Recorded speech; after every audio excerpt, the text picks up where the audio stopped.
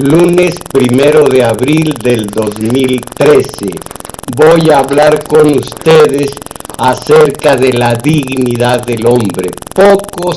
Se habla muchísimo de ello y poco se sabe en realidad. Los derechos humanos, las organizaciones, algunas de ellas efectivas y algunas de membrete, como es la Comisión Nacional de Derechos Humanos, que nació de una manera mostrenca cuando Salinas de Gortari intentaba entrar al Tratado de Libre Comercio. Le pusieron como condición el respeto a los derechos humanos y entonces creó ese organismo burocrático que en realidad traga muchísimos recursos del erario público, pero que es absolutamente flojo, inútil en la materia de los derechos de los mexicanos en problemas. Entonces, voy a hablar, y tengo aquí algunas notas que hice al respecto, de la dignidad humana, ese supremo valor del hombre sobre la tierra. Su dignidad, y crea esta dignidad, crea derechos inalienables a la educación, a la salud, al bienestar económico. En todos los órdenes se supone que esta dignidad humana crea esos derechos. Por ejemplo, hablemos del bienestar económico, y no únicamente el bienestar económico, sino en general el provecho del humano. Todo movimiento revolucionario culmina con la Declaración de los Derechos Humanos, a los que tiene ese derecho, repito, la propia dignidad humana.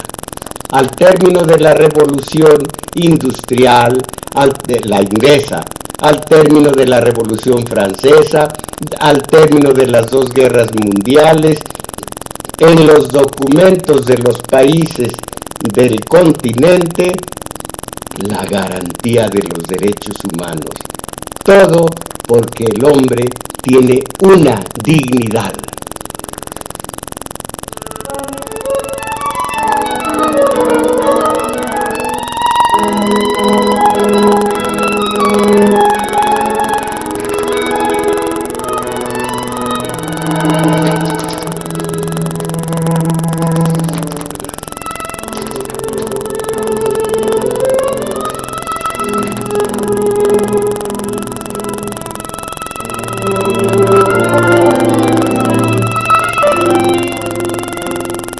Bueno, sí, pero ¿qué carambas significa la dignidad? ¿Quiénes son los seres humanos que poseen esa dignidad? ¿El hombre honrado, lo mismo que el ladrón o el violador? El asesino tiene dignidad y por lo mismo el derecho que garantizan los documentos correspondientes. ¿En qué consiste la dignidad? Me parece que, como en el caso del vocablo democracia, la dignidad es un término oscuro, confuso, tanto más mentado, cuanto menos se comprende su significado. Y es tan importante para nosotros, los ciudadanos. No llegamos a ciudadanos, pero es solo para entendernos. Es tan importante para nosotros saber de lo que hablamos cuando decimos tener dignidad, que vale la pena aclarar el término. No es fácil. Traten de analizar la justicia y caramba, es un término amplísimo en su significado, lo mismo libertad y asimismo el vocablo dignidad. Y aquí la pregunta, el hombre, fíjense ustedes, ¿el hombre es hombre porque es digno? ¿O el hombre es digno porque es hombre. ¿Ustedes qué pueden decir al respecto? El hombre lo es porque es digno, o el hombre es digno porque es hombre.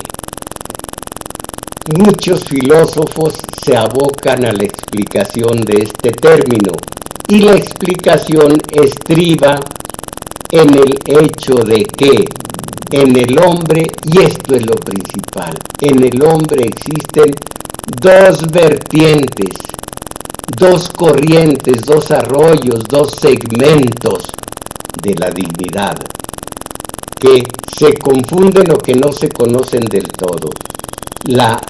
Dos segmentos de la dignidad humana, el ontológico y el axiológico. Esa es la diferencia. Acerca de la primera, la ontología, el ser humano posee dignidad por sí mismo, no viene dado por factores o individuos externos. Se tiene esa dignidad desde el instante mismo de la concepción, de la fecundación, del engendrar al futuro individuo que al nacer nace con su dignidad humana íntegra, entera, y nada ni nadie se los puede arrebatar, nadie, nada. Y van a decir algunos de ustedes, el asesino, el violador, el político mexicano del PRI, el del PAN, el del PRD, el de Nueva Izquierda, todos, hasta los Chucho Ortega, los Zambrano, los Guadalupe Acosta Naranja, los Navarrete, y por otra parte todos los priistas, bueno, hasta acá, iba a decir su nombre, pero me escuece la lengua, hasta el beato del Verbo encarnado.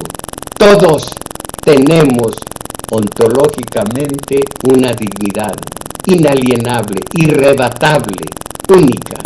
Todos, desde el nacimiento, desde la concepción hasta la muerte. Esta es la dignidad ontológica. Si lo entendemos, nos daremos cuenta de lo que es esa gran diferencia que hay entre esta dignidad y la dignidad axiológica.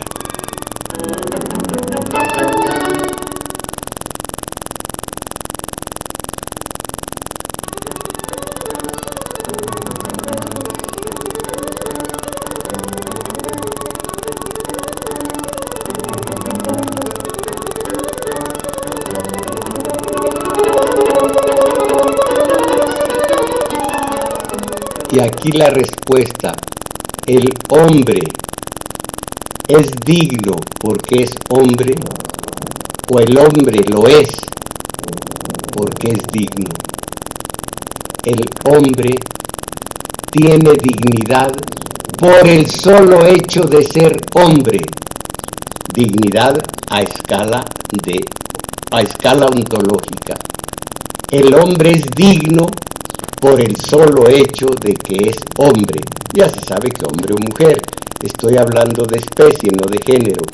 El hombre es digno porque es hombre. No es hombre porque sea digno, no. Les repito, el peor de los humanos tiene su dignidad entera. Pero si alguien dice que esto no puede ser, que no todos somos iguales, ahí está la diferencia con la medida axiológica. Ahí sí se trata de analizar, de pesar las acciones del humano. Quien es respetuoso de la ley es intocable, nadie lo molesta a escala de policías, de Marina Armada, de Ejército y demás. El malandrín, o como le dice la compañera, la amantísima, el malandro, ese a escala axiológica, ese ha cometido robos, adulterio, quizá violaciones, quizá ha asaltado a transeúntes y entonces no tiene la dignidad del hombre entero en lo que se refiere a las acciones, en lo que se refiere a la dignidad. Aquí, ontológicamente siempre tendrá dignidad de ser humano. Semejante dignidad anterior es independiente a la dignidad moral que se conquista o se pierde según sus acciones. La dignidad moral es distinta.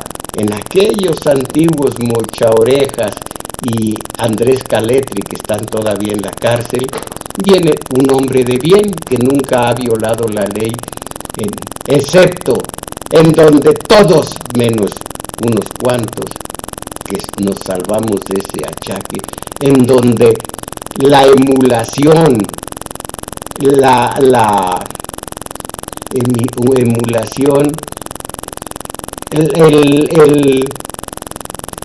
¿cuál es la palabra? La imitación de ver lo que hacen los otros hace que violen la ley, el reglamento último que se editó en tiempos, se redactó y se hizo público en tiempos de Ebrard, de que no se debe apartar lugares en la vía pública.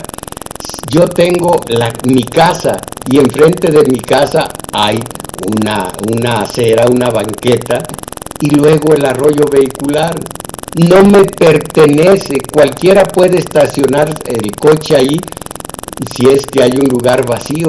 No me pertenece, es una porquería el colocar obstáculos para que no se estacionen, como si la vía pública fuera vía privada. Es horroroso. Ahora, los grandes negocios, poderosos porque les da poder el dinero, comenzaron a hacer esa maniobra. Ahora aquí donde yo vivo, que es una colonia pobre, una colonia proletaria, los más infelices que tienen su casita de adobe, su casita de paja, no tanto. Allí en la calle, los grandes obstáculos. Y con cadenas y con sabe cuántos artificios, artilugios, para que no se estacionen enfrente. Otra cosa es la entrada de coche, por supuesto que no se puede estacionar en ese sitio porque es la entrada del coche del dueño de la casa o del que le está rentando, pero el resto de la calle. Entonces decía yo, los que no violamos la ley, por más que en donde encuentran ustedes una cuadra, una manzana, una calle que no esté claveteada de obstáculos para que no se estacionen frente a esa casa. ¿Por qué no? Y además no tengo a la mano en mi reglamento de tránsito, lo traigo en la cajuela del Volks, en donde creo que es el 19 o es el 4, no recuerdo cuál de los artículos, dice prohibido terminantemente. Quien viole esa ley o será ejecutado o será enviado a las Islas Marías, no, pero quien viole esa ley tiene una sanción económica y allí dice de cuánto. Pero ¿para qué carambas se crean tantas leyes que no se van a cumplir? Como digo a sus buenas mercedes, así como dicen que la moda, cuando llega al pobrerío, desgraciadamente así es, cuando la moda llega al pobrerío, se convierte en caricatura de moda. Así, cuando la moda de unos cuantos se dieron en la flor de apartar lugares en la vía pública, ahora todos. Así como cerrar algunas colonias, algunas calles por seguridad. Viola el 11 constitucional. el del tránsito libre del mexicano sin papel de ninguna clase por todo el territorio. Y que es que pues por seguridad, tenemos que protegernos, es por seguridad. Entonces si alguien, un joven con el temperamento muy elevado, a las 6, 7 de la tarde, a las 11, 12 de la noche, ve a una joven venir en sentido contrario, la pepena, la viola, es que ya no me aguantaba. ¿Ese es un pretexto válido? Tampoco el de la seguridad. No se puede asegurar, adrede lo digo, asegurar la seguridad que corresponde solo al Estado, que corresponde a las autoridades, y no se puede cerrar una vía pública, no se debe, pero estamos en México. El discurso oficial habla de que vivimos en un Estado de Derecho. Mientras se viole la ley, no hay Estado de Derecho. Entonces, que quede claro, y los que abogan por la pena de muerte no son perversos, no, son ignorantes, porque la dignidad del que cometió 400 o 500 muertes dolosas con alevosía, ventaja, premeditación, su dignidad moral dice que lo refundan de por vida en el reclusorio, perfecto, pero su dignidad de humano, la dignidad ontológica dice, este multiasesino no puede ser lesionado en su vida, en su existencia. Encerrado porque moralmente es una porquería, pero como ser humano tiene una dignidad desde que nació que lo hace intocable para la tortura y para la pena de muerte.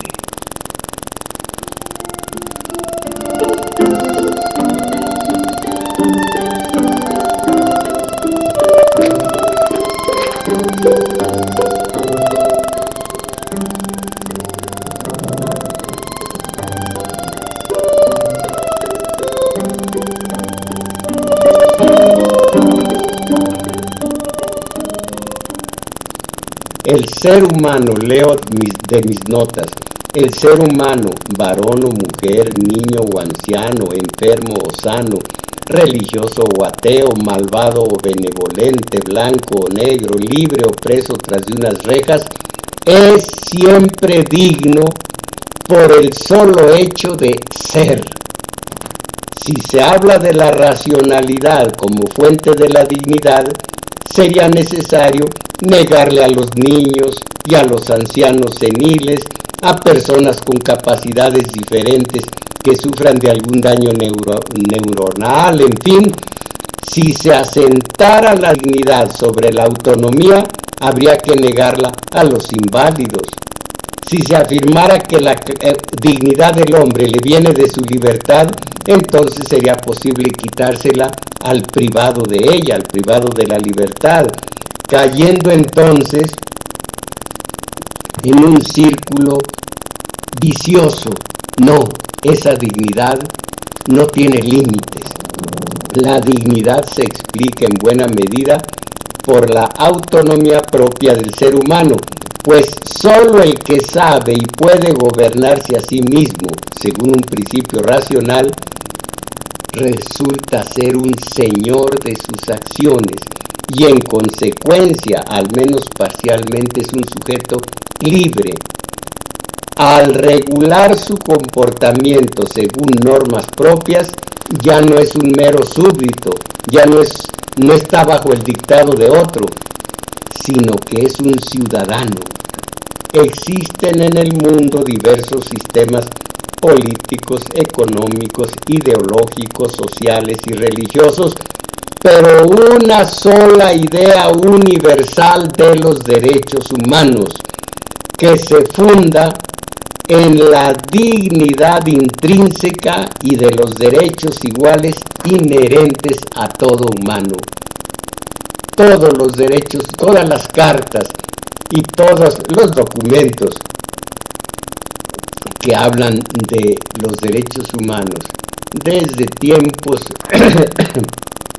anteriores a Grecia y a Roma, desde las revoluciones industrial francesa, la guerra de independencia con la liberación de las 13 colonias de Estados Unidos, siempre una declaración de los derechos humanos, todas iguales, porque se trata de un hombre con una dignidad única, la dignidad a escala ontológica.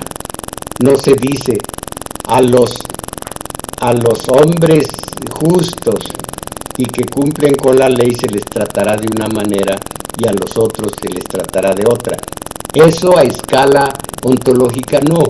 A escala axiológica, allí habla la ley. Pero la ley llega hasta esa otra dignidad que es, repito, inalienable y que es inamovible. Y entonces la ley lo más que puede hacer es encerrar de por vida a un delincuente que haya cometido muchísimos crímenes. Entonces, la referencia a la dignidad está siempre presente en los instrumentos fundacionales del derecho internacional de los derechos humanos, nacido luego, en fin, de la Segunda Guerra Mundial y demás. Entonces, según todas las declaraciones de los derechos humanos, la dignidad intrínseca de todos los miembros de la familia humana es idéntica. Todos los seres humanos nacen libres e iguales en dignidad y derechos. Todos. El que con su conducta moral se hace acreedor de una acción punible, violando la ley, ahí está la cárcel. Pero no tortura, pero no pena de muerte. Con posterioridad, el concepto de dignidad humana fue retomado por los dos pactos internacionales. En fin, esto es historia. La dignidad no debe ser confundida con ninguna cosa, con ninguna mercancía, dado que no se trata de nada útil, ni intercambiable o provechoso, y esto es muy importante. Lo que puede ser reemplazado y sustituido no posee dignidad, sino precio. Lo que puede ser reemplazado y sustituido no posee dignidad, sino precio. Cuando a una persona se le pone precio, se le trata como a una mercancía.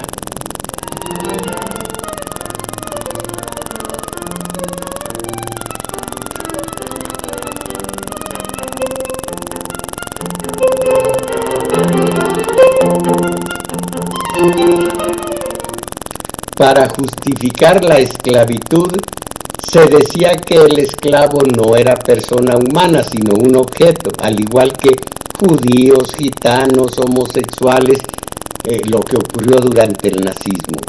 En la época del colonialismo se decía lo mismo del indio, que no tenía alma y por lo tanto no poseía dignidad humana. Es constante en la historia de la humanidad negar la dignidad humana para justificar y justificarse en los atentados contra ella. Van a linchar o lincharon a un pobre infeliz porque se robó una imagencita de yeso, imagínense. Es una bestia. Esos son bestias. No me eche inglés. No son bestias. Tienen dignidad humana. Y porque tienen dignidad humana, se crearon las leyes para aplicarse según el tamaño del delito. Pero su dignidad humana ahí está, entera, íntegra.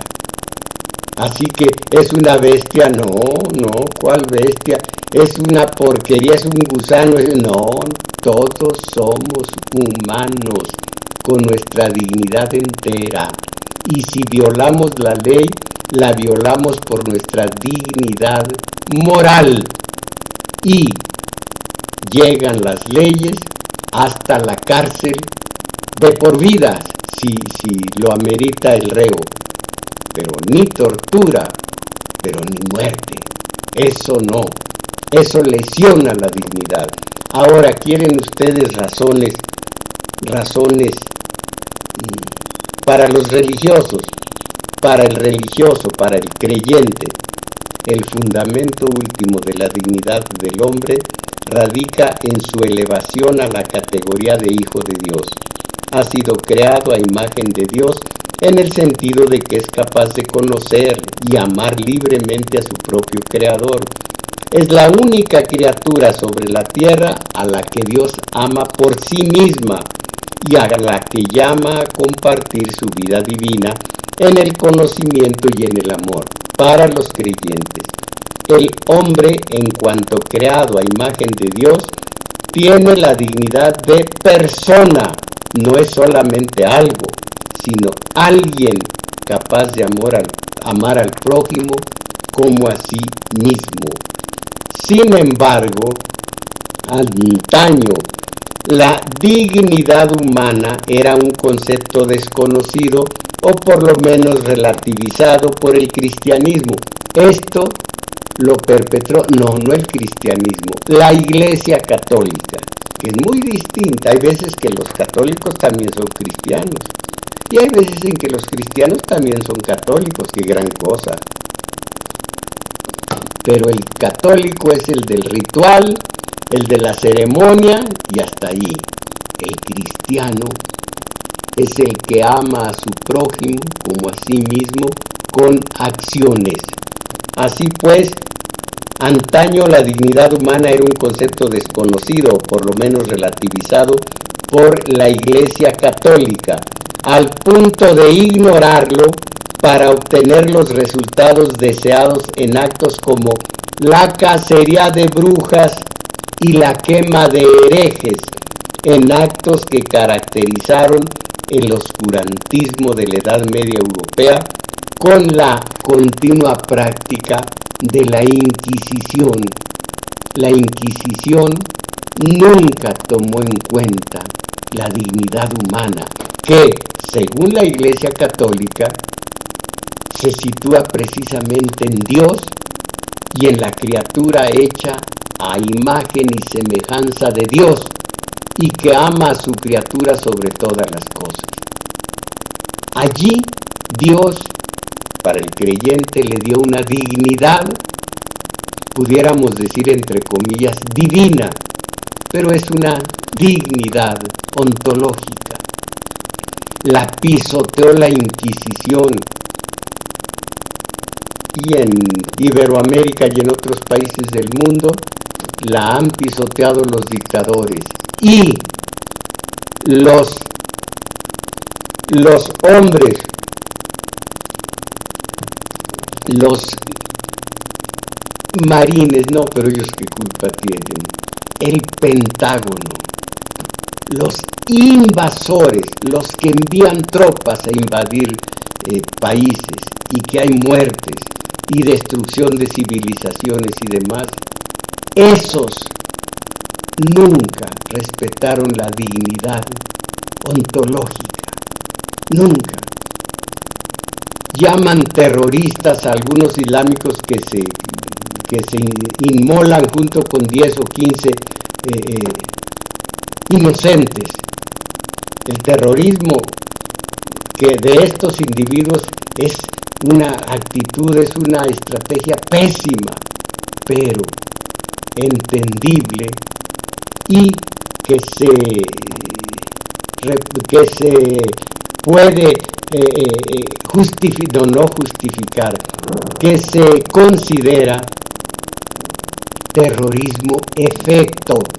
El terrorismo causa es el del invasor máximo que ha tenido para su desgracia la humanidad, el imperio de los Estados Unidos. Nada más en las épocas recientes. Piensen en esos criminales, es poco. En esos Bush Padre, Bush Hijo, nomás faltó Bush Espíritu Santo. Esos verdaderos terroristas, como Chomsky los llama, a sus paisanos, terroristas al por mayor, y los pobres infelices que se inmolan echando por delante a algunos inocentes, son terroristas al por menor, dice Chomsky, cosa en la que estoy de acuerdo totalmente. Entonces, recuerden ustedes, tenemos dignidad humana según la ontología. Eso es nuestra segunda naturaleza de humanos, y para los creyentes, para nuestra naturaleza de hijos de Dios. Y tenemos una dignidad moral que fácilmente podemos descarapelar si violamos las leyes, y para eso hay castigos. Última repetición: leyes que tenemos en cualquier comunidad que se topan con la dignidad humana, y entonces solo están autorizadas las leyes a escala humana, autorizadas para encerrar a los criminales, encerrarlos 1 año, 2, 3, 10, de por vida. Nunca tortura, nunca vejaciones de ninguna especie, y mucho menos pena de muerte. Los que hablan con una gran sinceridad y convencimiento de pena de muerte conocerán las dos formas de dignidad que tienen ellas mismas estas personas, la ontológica y la axiológica, y entonces entenderán por qué es inmoral, aberrante la pena de muerte. No lo saben, no son perversos, son cretinos, nada más. Mis valedores, véanme la cara mañana.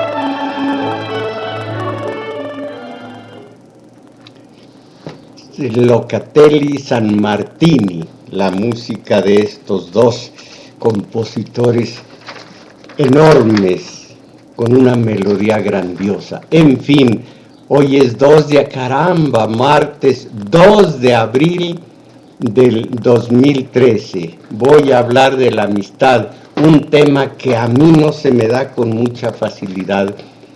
Prácticamente no tuve en la vida más que un amigo verdadero, un amigo que enriquecía mi vida porque me enseñaba teoría política, me decía de sus experiencias de cuando fue preso político, uno de los pocos presos políticos que no fue cooptado por el sistema de poder, concretamente por Echeverría, que sacó de la cárcel para desmantelar al comunista mexicano, sacó de la cárcel a tantos y es famosa la oferta, en una mano y en otra, plata o plomo. La mayoría escogió plata. Ahora alguno de los aperturos, de los más famosos, ha cedido su nombre a un puente peatonal, a un puente automovilístico, algo por el estilo. O no se conoce la historia, o la historia les vale muy poco. En fin, la amistad. En la sociedad actual, caramba, si de por sí para mí es difícil la amistad, en esta sociedad el materialismo impide en muchos sentidos que prevalezca ese sentimiento solidario, el de la amistad, caramba. Algo semejante a la amistad, la solidaridad, el valimiento, es esa frase mexicana, esa guatemalteca y la más bella de todas. No, otra de España y la más bella está en el Talmud. La frase mexicana es solidaridad cercana a la amistad. Hoy por ti, mañana por mí. No es tan limpia porque al hacer el favor ya se está pensando en que otro día le hagan el favor a uno mismo. En Guatemala una frase soberbia: donde hay hombres, no mueren hombres. Unos están con otros, unos con otros se dan a valer. La frase de España, de los españoles, ¡qué belleza! No, alguien va a decir, yo me arriesgo a ver cómo me va, les dice a los demás. Y alguno de los demás le dice, no, espera, lo que sea de uno, que sea de todos. Soberbia frase. Que se lleve a la práctica, por supuesto, será mejor. Y la del Talmud. Si no tú, ¿quién? Si no ahora, ¿cuándo? ¡Qué belleza!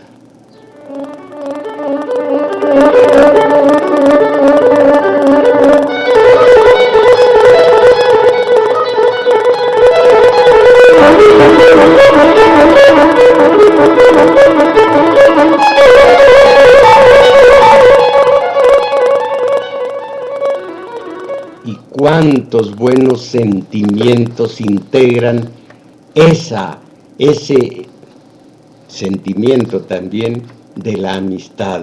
Por ejemplo, la sinceridad, la comunicación sin trampas ni exigencias de ningún tipo, la entrega mutua sin egoísmos, la preocupación de uno por la suerte del otro y que se echa encima las contingencias que les sucedan o le puedan suceder al amigo.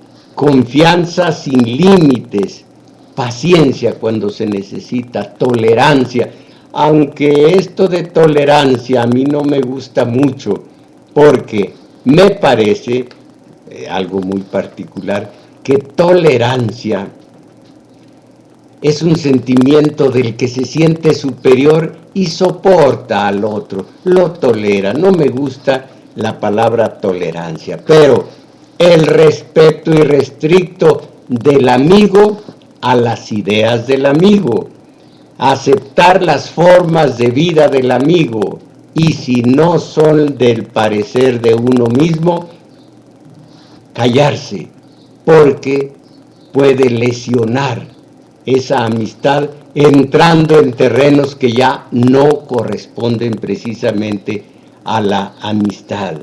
Y luego, el saber escuchar al amigo, el saber escucharlo cuando necesita, la famosa oreja amiga. Y si hay alguna falta del amigo, saber perdonar. Porque también el amigo nos va a perdonar en determinado momento, porque por supuesto no somos perfectos.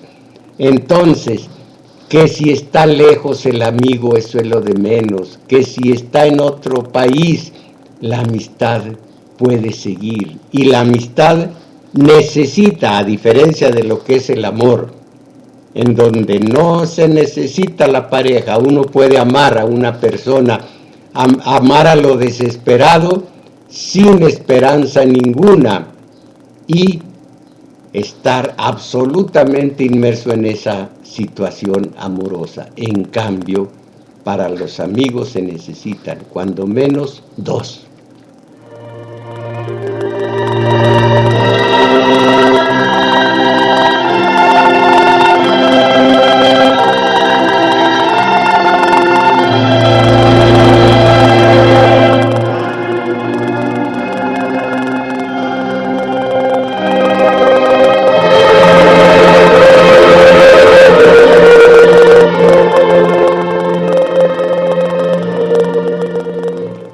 Amigo, confiar en Él, depositar en Él nuestra confianza, compartir los buenos y malos momentos con el amigo. A ver si recuerdo la frase aquella que dice alguno de los estudiosos: cuando hay fiesta, cuando el amigo está de fiesta, nosotros esperamos a que nos invite. Esperamos a ser invitados. Pero cuando el amigo está de duelo, no necesitamos invitación. Ahí estamos con él, en su duelo. Bueno, entonces a compartir con el amigo proyectos, planes, inquietudes, sueños, ilusiones y fracasos. También, con todo se aprende, porque el amigo llega a ser de alguna manera espejo de uno mismo. Lo que al amigo le ocurre, siente uno que también está uno en esa situación, en esa tesitura, o puede estarlo en cualquier momento. Entonces, desde la infancia, ¿se han fijado ustedes que empiezan dos niños a ser amigos? Y muchas veces, y eso es admirable, esa amistad naciente sigue cuando la juventud, cuando la adultez, y a veces hasta en la vejez. Esos son los amigos. Y cuando ambos, el joven adolescente, descubren la amistad, están en un medio social donde se apoyan mutuamente, y entre ellos es una revelación absoluta ir conociendo la forma de ser del otro, y de tal manera se identifican que, como decía el indígena venezolano, argentino, el amigo es uno mismo con distinto cuero. El amigo es uno mismo con cuero distinto. ¡Qué maravilla!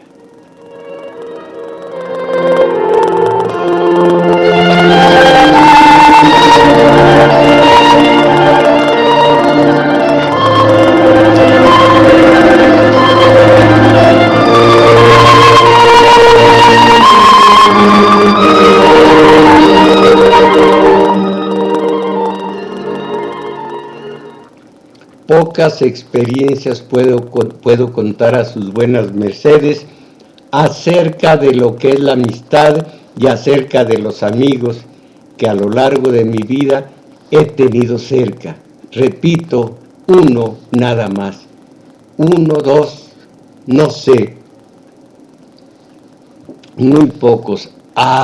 Pero la mujer. Miren, me siento a comer junto a un hombre, amigo así entre comillas, con un hombre.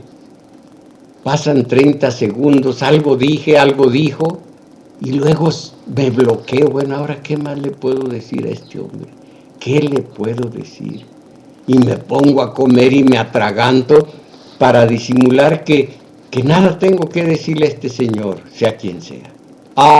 Pero si es una mujer, si es una mujer, le sale a uno lo verborreico y empieza uno a tratar de ser simpático y ganar la voluntad de la mujer, y no para amiga, que entre hombre y mujer difícilmente se da la amistad. A mí me dicen, ¿y por qué no? ¿Por qué no tienes amigas? Amigos, pues no tengo nada que decirles, ni ellos a mí. Mi música, mis páginas en blanco para escribir, para crear, para publicar, mi pensamiento, mi reflexión, mis ensayos para hablar en los talleres de lectura y de teoría política y en el programa de domingo 6 en Radio UNAM. Entonces, pensar, leer, reflexionar, escuchar música, hablar con la amantísima. Pero me dicen, ¿por qué no tienes amigas? Para un hombre siempre azotado por la soledad, tener amigas es como algún dipsómano al que le dicen, aquí tienes 6, 8, 10 botellas de licor, nada más que no las puedes, no las vas a abrir, velas, pero sin abrirlas. No, pues así no. Como decía mi niña en el pueblo, asina no, porque pues con una amiga siempre es un terreno pantanoso, resbaladizo, donde comienza uno a querer un poco más que de amistad y ya se echó a perder esa relación amistosa, porque entre hombre y mujer es algo difícil de integrar este sentimiento mutuo, casi según algunos es imposible. El hombre como la mujer manifiesta conductas distintas a la presunta amiga. Dejen leer estas notas. El sujeto cuando nace va conformando su personalidad a través de las primeras experiencias tempranas de aprendizaje que recibe de padres y adultos. Así se forma una personalidad básica de acuerdo con el sexo al que pertenece, y a través de esta identidad sexual se van diferenciando hombres y mujeres. Estas diferencias son notables en cuanto a la conducta e intereses de niños y niñas. Por ejemplo, los temas de conversación, el tipo de lectura y películas, la clase de juegos, todos son diferentes en varones y mujeres, en niñas y niños, a cualquier edad también. Es dable aclarar que hay más aspectos en cuanto a sus intereses en los que hombres y mujeres se parecen que en los que difieren.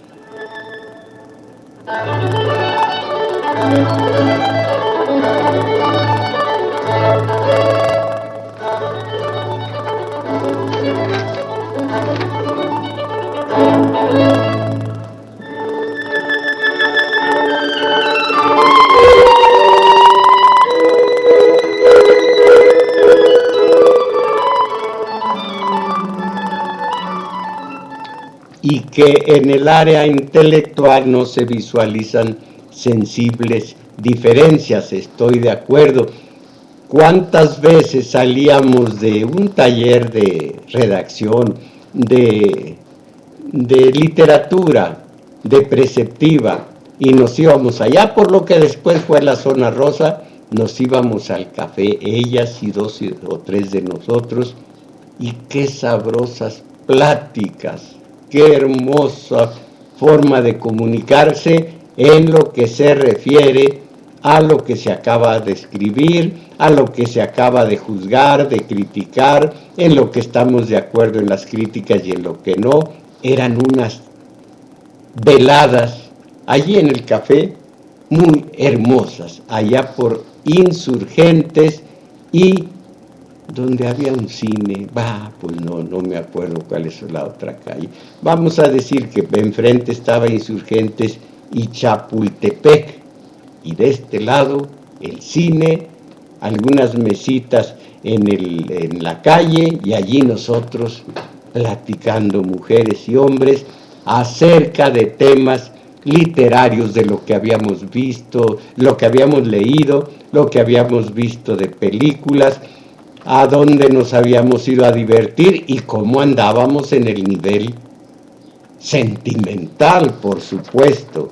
Y según los estudiosos, somos muy distintos. Bueno, acuérdense aquello de que dijo un francés en plena sesión del Senado, pero pues es que entre los hombres y las mujeres no hay más que una pequeña diferencia, y se levanta otro y dice, ¡viva la diferencia! Pues es distinta la mujer, y en eso estriba lo bello, lo sublime, caramba. Pero entonces, que las mujeres de entrada son más tímidas, más sensibles, que tienen mayor sensibilidad y tienden a ser más simpáticas, son más expresivas en sus emociones, pero más débiles para controlarlas. Se supone, se cree que lloran con facilidad. Supieran que uno también llora, nada más que a las escondidas, porque para mí las lágrimas son una especie de onanismo senil. Comienza uno a hacer pucheros y se va donde no lo vean. Yo no salgo del closet, me meto en él porque voy a dolerme de la ausencia de la amantísima, de la ausencia de la única. Por ejemplo, y como yo, ni licor, ni pastillitas, ni droga de ninguna especie, porque conmigo las intoxicaciones, los intoxicantes, toparon con hueso, con tepetate, pues entonces no queda más que desfogarse con lágrimas. Pero eso sí, como les digo, metiéndose al closet en lugar de salir, para que nadie se dé cuenta de aquello. Porque ver a un bigotón llorando, o es para reírse o es para agarrarlo a golpes. En fin, las mujeres más tímidas, más sensibles, más simpatía, son más expresivas en sus emociones, leo, pero más débiles para controlarlas. Son severas en lo que respecta a la moral. A pesar de estas diferencias, hay mujeres que se tienen confianza y se controlan emocionalmente más que algunos hombres. En otros casos, sus modales y lenguajes se equiparan a los del hombre. ¡Uy, que sí que se equiparan! Yo tenía una amiga casada, y ni de broma voy a decir quién es, pero muy propia, en un coche último modelo, andábamos por todas partes, pero cómo se portaba ella. Platicábamos, no éramos amigos porque la amistad entre el maestro y el alumno es imposible, como también entre el padre y el hijo. Eso de que somos amigos, mi hijo, esa es una mentira, no se puede hacer amigos. Pero ella y yo andábamos por todas partes, ella manejando, ella en su automóvil y yo allí de costal, yo allí con él. Pero qué finura de mujer. Y en eso, allá por Coyoacán, que se le atraviesa un automovilista y ella da el frenón, saca la cara por la ventanilla y dice, a ver si aprendes a manejar, bandejo. Y luego me ve, se pone colorada y dice, pues ya me descubriste, pues ya te descubrí, ¿eso qué tiene? Ájale, después, a todos, y a veces a mí también, no nos bajaba de hijos de sabe cuánto. Ya salió del closet en lo que se refiere a lenguaje expresivo, pura altisonancia.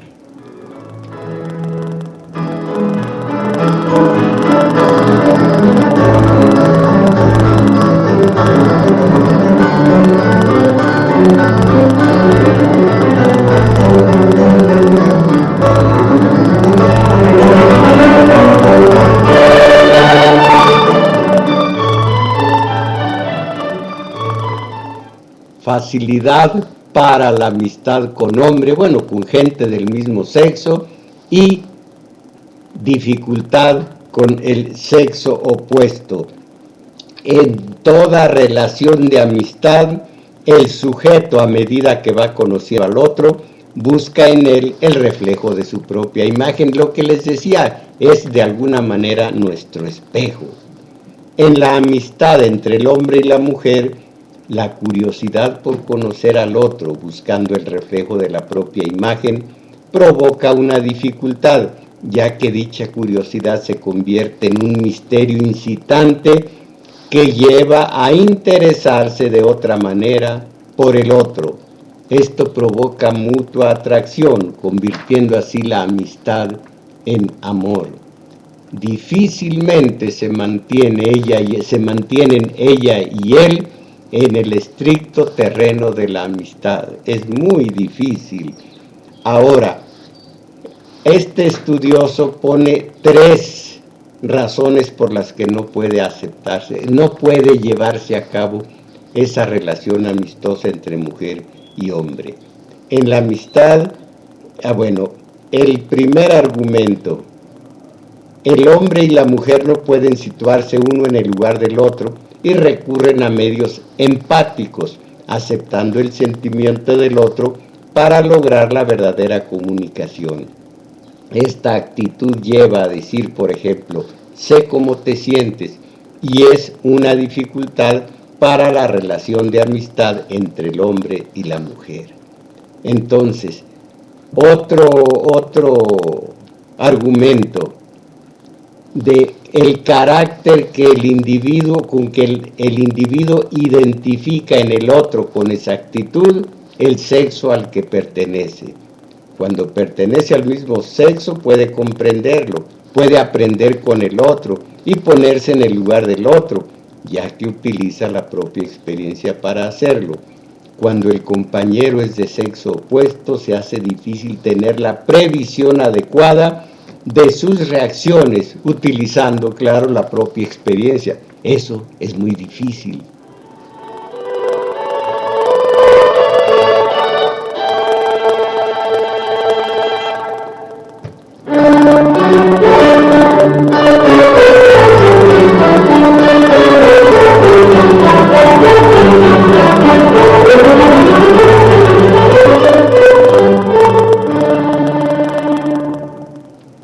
Aquí el estudioso cita a Platón, famosísimo por la cuestión del amor platónico. Bueno, que Platón distingue el amor, o sea, eros, de la amistad, o sea, filia. Este pensador sostiene que en el eros, o sea, el amor, intervienen 2 personas. El amado es por naturaleza amigo del amante, es decir, que el amor supone la amistad. A su vez, la amistad, o sea, la filia, cuando gana suficiente intensidad en el alma del que la siente, se convierte en amor, eros. Esto demuestra que algo que comienza en una relación de amistad, donde el hombre y la mujer comparten alegrías y preocupaciones, profundizan, así dice con esa sintaxis, la relación de tal forma que aparecen nuevos sentimientos que estimulan a continuarla por la vía del amor.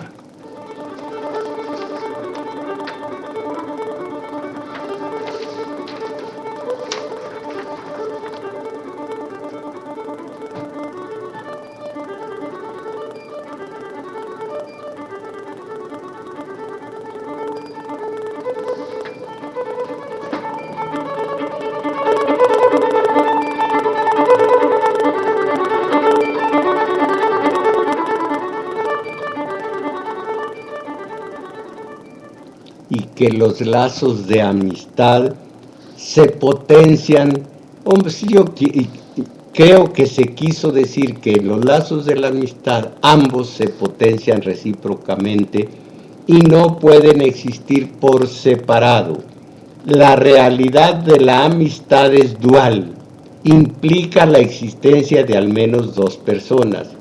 La amistad necesita de un interlocutor para compartir, para crecer mutuamente, para ir descubriendo sus valores y también sus deficiencias y de alguna manera apropiarse en el buen sentido de las cualidades y de los defectos del amigo. Este buen amigo no anula al otro, sino que lo potencia. Es su compañero, su facilitador de tantas posibilidades. Es el compañero en el sentido amistoso que sufre cuando uno sufre, que se alegra cuando uno está contento, que comparte experiencias con uno, que no es envidioso, ni prepotente, ni se aprovecha de uno, porque entonces, por supuesto, no sería amigo. Entonces no puede haber mal amigo. El amigo es o no es mal amigo. Dicen, este es un mal amigo. No, entonces no es amigo. Como decir, son verdades a medias. No, una verdad a medias es una mentira completa. Bueno, este es bisexual, o esta señorita es bisexual. No. Un bisexual es homosexual. Una verdad a medias es una mentira completa. Un mal amigo no es amigo. Hay que ser claro y no hay que poner trampas verbales. Entonces, la amistad no se impone, no se programa, requiere de un esfuerzo para conseguirse, y lo más importante es poner los medios adecuados para lograr esa amistad. Caramba, pues yo no sé cómo comenzaría una amistad con un varón. ¿Hablando de qué? ¿Diciéndole qué? ¿Escuchándole qué? Me dicen que es enriquecedor, y además muchos de los seres humanos, de los hombres con los que he convivido en el trabajo y demás, tienen su esposa y la aman, pero se van y se toman una copa con los amigos, de ahí se van al cine con los amigos, juegan dominó con los amigos, comparten con los amigos buena parte del domingo, tomando la copa, platicando. Pues caramba, como que los quiero envidiar, pero como que no, porque hay tantas cosas por qué vivir, tantas. Con una mujer, si ella se pone a hablarme de las famosas musarañas, perfecto. Con un hombre, qué difícil, qué difícil. Cosas de ser, cosas de temperamento. ¿Ustedes tienen amigos? Se van al cine con ellos, platican de ida y de regreso, van caminando, dejaron el coche. Naturalmente, si van a cualquier sala de cine, dejan el coche más o menos a 40 cuadras, porque no se puede más cerca. Y se van caminando, fumando, plática y plática. Allá ustedes. La amistad entre un hombre y otro, enriquecedora de la vida de ambos. La amistad entre mujer y hombre, muy difícil, problemática, y termina en eros, que dijo Platón, cuando no en tánatos, que digo yo. Empieza amistad, filia, perdón, estoy muy mal de la garganta, va resbalándose venturosamente la filia hacia el amor, hacia eros. Pero si ella es casada y se descuidan ambos, van a topar con tánatos, la muerte. No es para tanto.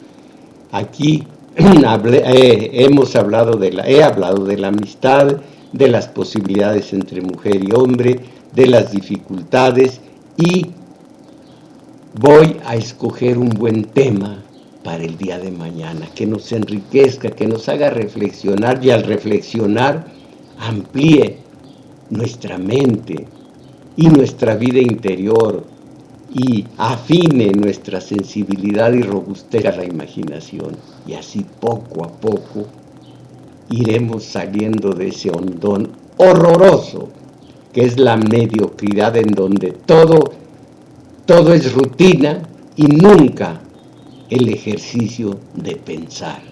Véanme la cara mañana.